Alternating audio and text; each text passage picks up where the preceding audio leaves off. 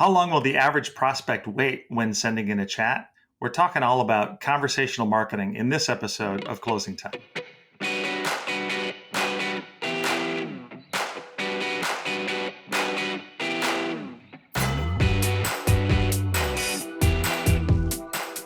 Hi, everyone. I'm Chip House, CMO at Insightly. Welcome to Closing Time, the show for go-to-market leaders. I'm joined today by Katie Foote.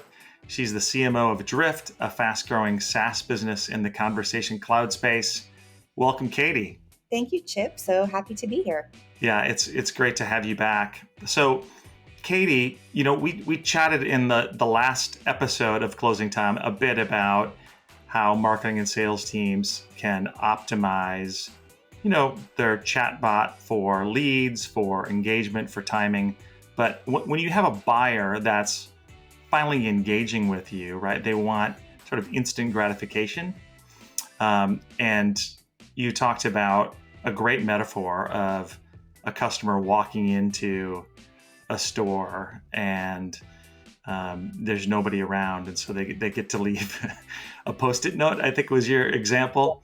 Yeah. So, customers in a modern digital age right now have the chance to engage with companies kind of immediately, and they expect that immediate gratification. So what's your experience there at Drift and how that's changed and evolved and maybe even heightened in the last couple of years during the pandemic? Yeah, so I guess a couple of thoughts. Sometimes we talk about buyers at organizations as this mythical creature that's far and away. But really, it's just people like you and me. As CMOs, we purchase technology and tools all the time. And so we want and expect the same instant gratification in those B2B experiences than we would if we're ordering on DoorDash or visiting Amazon or going on TikTok.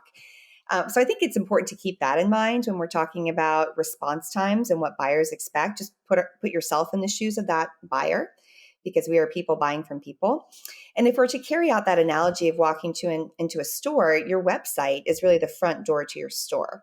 And, we know that I think the most recent stat that I saw was 81% of buyers will choose a brand time and time again if they have a positive digital experience.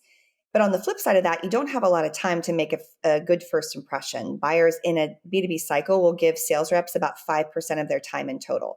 We're very educated. We're doing research on our own. So by the time we arrive at the front door of that store on a website, we typically have very specific intent. We are ready to engage with someone.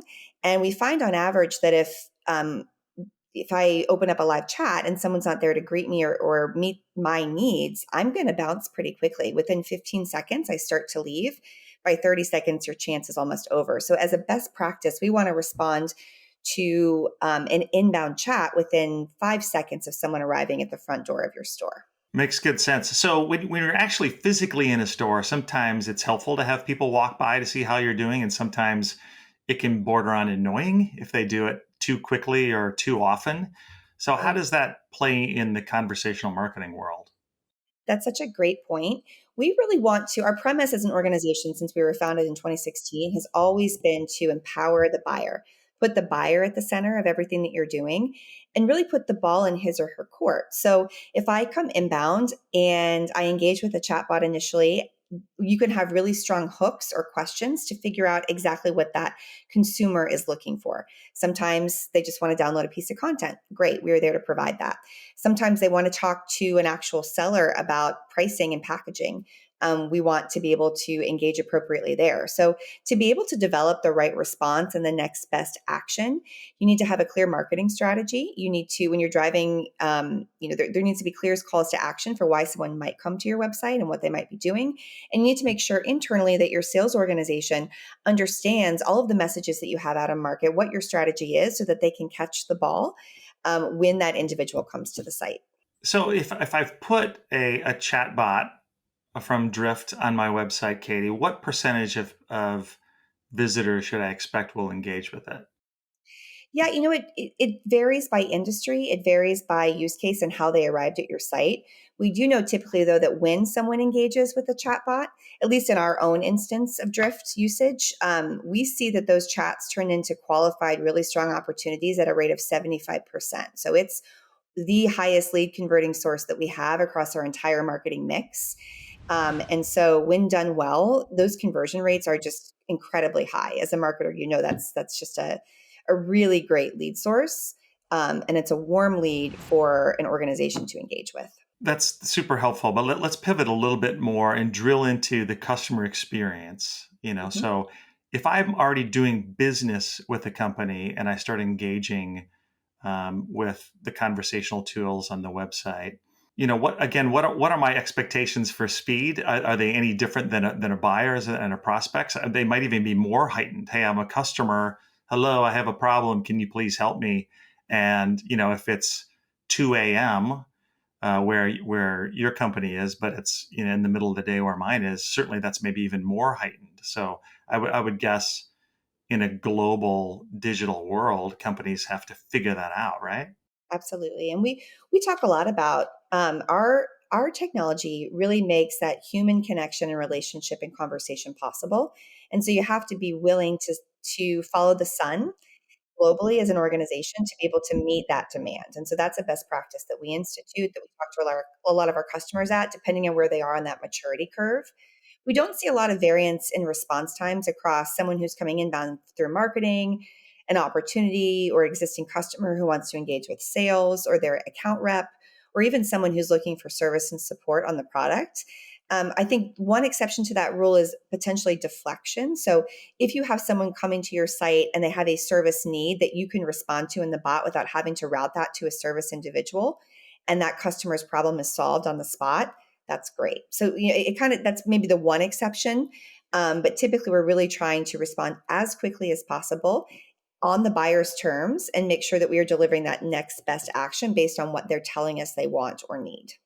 Makes good sense. You're actually responding to their specific questions or needs. So how much are you actually leveraging data from the back end potentially to treat them as an individual? I mean, certainly, like I mentioned last time we talked, Katie, one of the benefits our customers get out of our platform is sort of that single view of the Mhm. customer, so that all departments can get the same insights about the customer, and actually respond to them like a human, like we know them.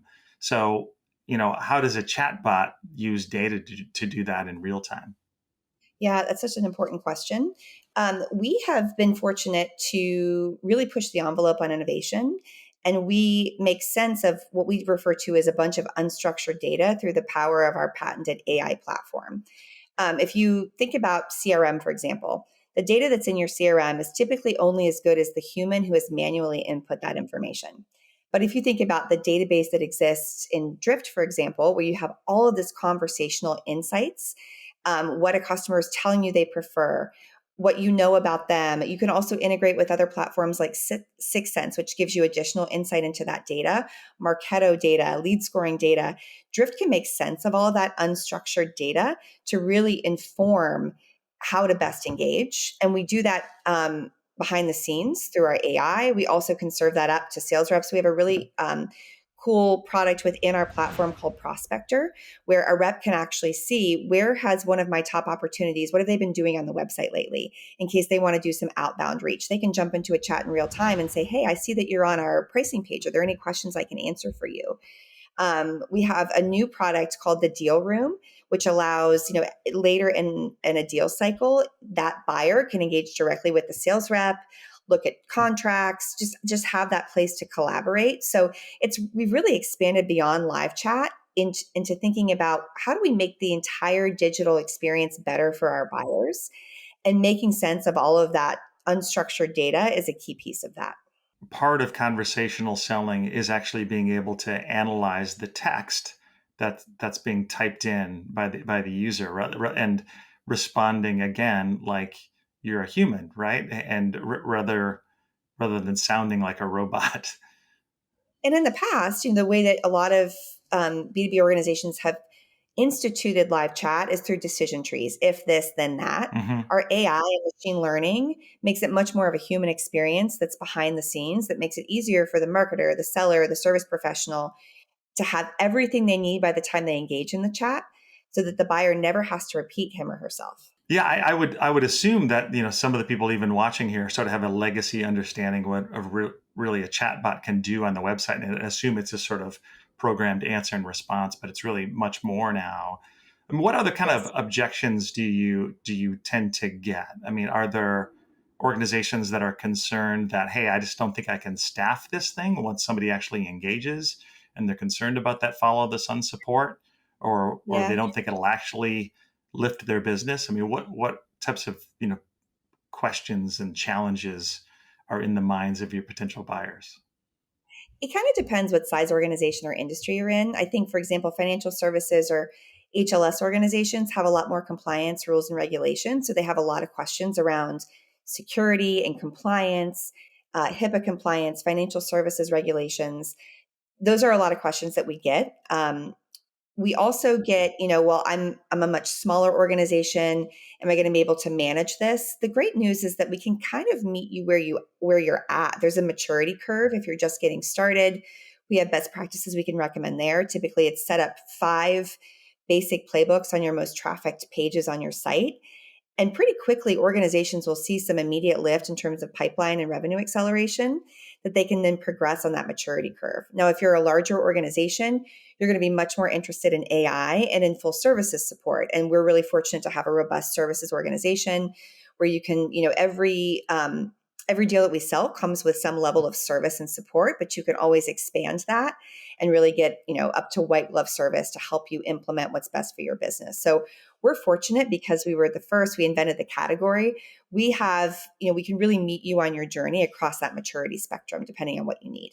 Makes sense. So Katie, we have a lot of sales leaders, frontline salespeople that watch Closing Time. So, what would be your final pitch to them about why they should work with their marketing team to optimize the conversational tools on their website? I think it's twofold, specific to conversational tools. Just, honestly, think about your own behavior. Many of us, we have different preferences. And my perspective is that in an omni-channel world where we are all engaging digitally, you have to be in the channels where your customers and your prospects are. And that includes chat. We know that they're there. We know there's high conversion rates. So the data really speaks for itself when you have to have a presence. I think more generally speaking, the alignment between sales and marketing is just critically important for any go-to-market strategy.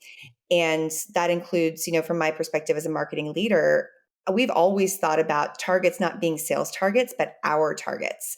Hitting your revenue goals as an organization is the rising tide that lifts all boats. So I'm not maniacally focused just on leads or on opportunities or pipeline. I'm focused on every stage of the funnel and then also retention and expansion. And so I'm fortunate to have a really close relationship with our CRO. We are in lockstep, we're one team. And I think having that mindset, even just beyond chat, is really important to have a successful go-to-market strategy and a healthy business. It makes perfect sense. When you think about the typical buyer now, they're taking 15, 20, 30, 40 steps maybe in their journey to decide how they're going to do business with you. And they're going to engage with you how they want to engage, and making that as seamless as possible when you're marketing and selling a product into a set of accounts is critical, right? Yeah, absolutely. You just have to be ready for wherever they're going to engage with you and say, great, we're ready. Let's have a really healthy engagement as a part of this process. Yeah. Well, awesome. Well, Katie, thanks so much. I really enjoyed the conversation. That's all we have time for today. So thanks again. Thanks for having me. Take care. Yeah. And thanks to all of you for joining. Please hit subscribe, tick the bell so you don't miss any episodes, and we'll see you next time.